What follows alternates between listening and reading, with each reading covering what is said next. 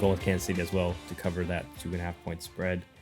Moving on down to a rare, I don't know if they've ever done this before, but anyway, a rare Friday game. It's a International Week 1 game, and it is in Brazil, featuring the Philadelphia Eagles, who are quote unquote at home.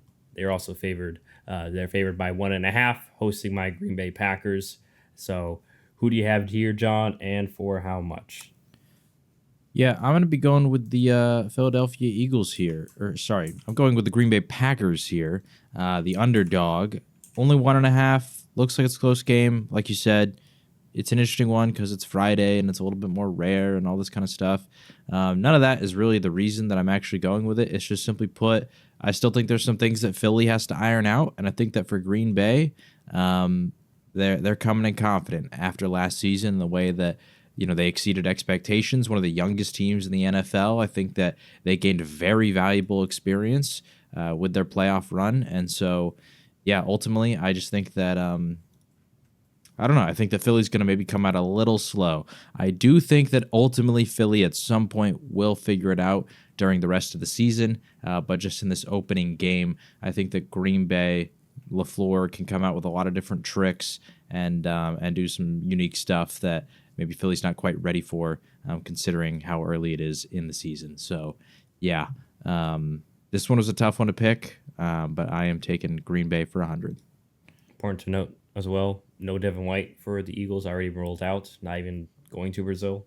So that's big. And obviously they lost James Bradbury, like I believe earlier as a recording last week as well to IR. So that's one of the main reasons why I'm also going Green Bay as well, is because I just feel like what you said just kind of hits the point.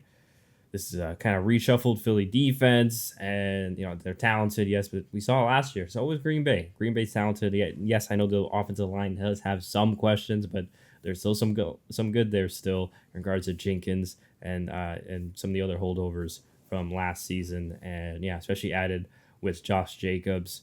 So a little bit more physical potential style running game against the Eagles, and especially without Devin White, I feel like it's gonna be tough. And then stressing those young corners. Yes, there's no number one wide receiver, but then it makes it tough because you can't really there's no one you're going to key in on.